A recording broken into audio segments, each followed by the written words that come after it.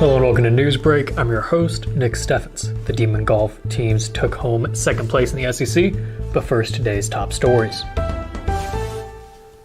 The Kalona Public Library Board of Trustees is considering whether or not to remove Maya Kabaib's book, Gender Queer, from its collection.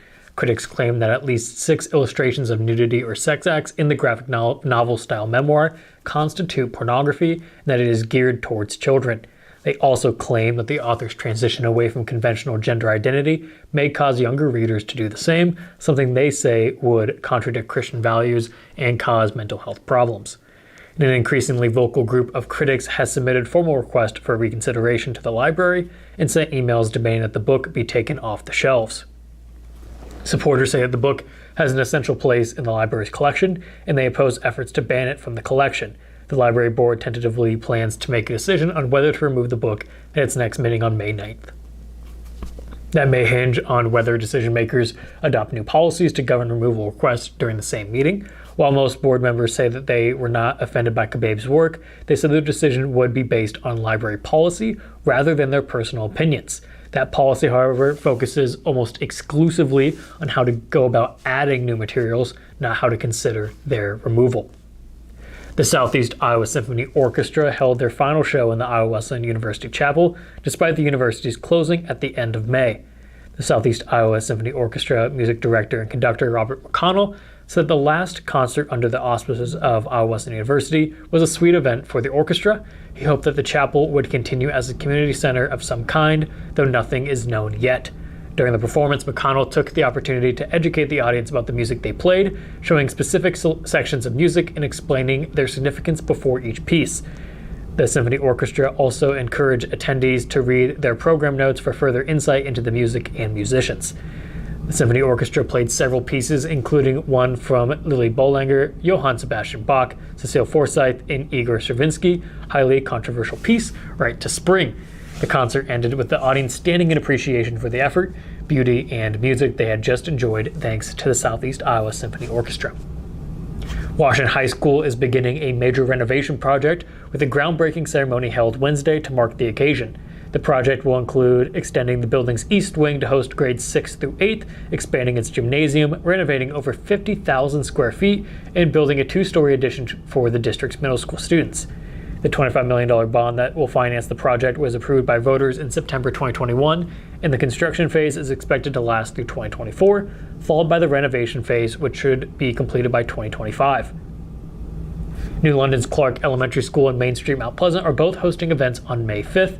Clark Elementary will hold their 3rd annual PTO Carnival from 5 to 8 p.m. with games, food, prizes, as well as a giant Jenga game built by New London High School students. Tickets cost $5 per individual or $10 per family.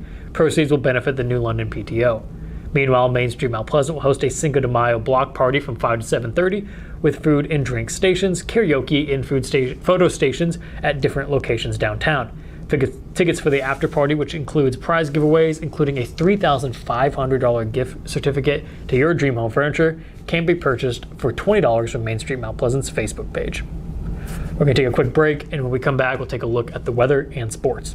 Since 1905, Kalona Cooperative Technology Company has helped our communities stay connected with the latest advancements in clear, dependable telecommunications services. KCTC provides rural Iowans with access to high-speed fiber internet, as well as phone, television, computer repair, and cybersecurity solutions. We're also proud supporters of local organizations and area schools within the community. KCTC, keeping Kalona connected. At the Capper Auto Group, we put our customers' needs first and understand that everyone is as different as the vehicle they select. We offer new Ford, Chevrolet, Buick, GMC, Jeep, Chrysler, Dodge, and Ram vehicles in a friendly environment that puts you in the driver's seat. When it comes to service, we maintain factory-trained technicians and competitive pricing. The Capper Auto Group still believes that service after the sale provides the best customer experience. Come see the Capper experience for yourself. Hospice isn't a place, it's a type of care that focuses on living. Servicing a 7-county area, the Hospice of Washington County staff of nurses, social work, hospice aides, spiritual and grief support, volunteers, music and massage therapists are able to provide free end-of-life care where the patient lives. We write wills, give consent for organ donation, but rarely is there a plan for what we would want the final phase of our lives. At Hospice of Washington County, we encourage our patients to be in charge of their healthcare decisions while maintaining quality of life. Tammy takes the time and has the personal interest in each one of us. I don't worry about what's going to happen because I know my policy is taken care of. She pulls what I need and puts it together, which is the program I get from her. Every year she calls around September or so and says, there's changes again, and I'm going to do the best thing for you. It's been perfect. She does a great job.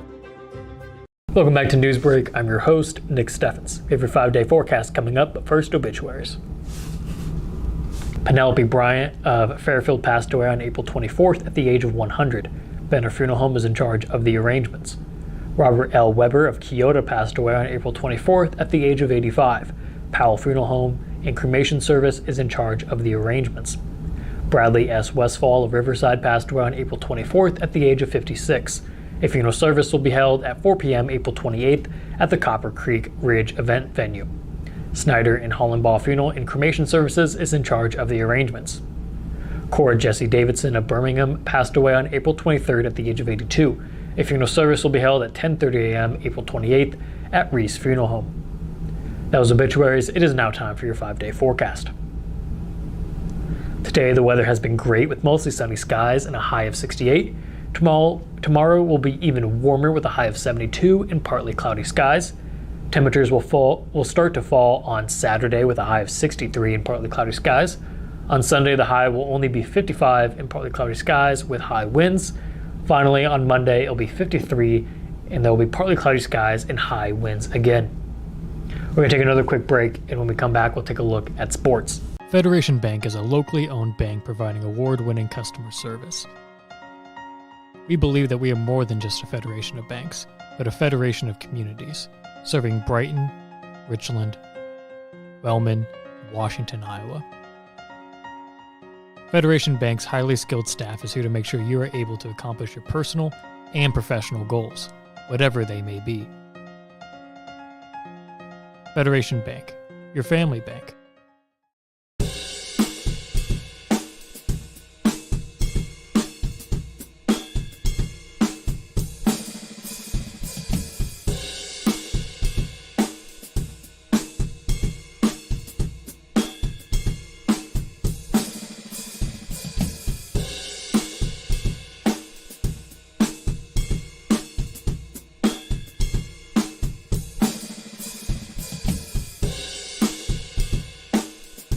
Family owned and operated by Andy and Sarah Ross. Ross Auto has been your vehicle repair and maintenance headquarters since 1935. We specialize in all makes of cars and light-duty trucks. With our variety of available services, let us help you keep rolling and your vehicle operating efficiently. Services include general auto repair, alignments, brakes, fuel injection, and more. Schedule your appointment today at 319-653-5656. That's 319-653-5656. Welcome back to Newsbreak. I'm your host, Nick Steffens. It is now time for sports. And now, sports. Brought to you by Fairway.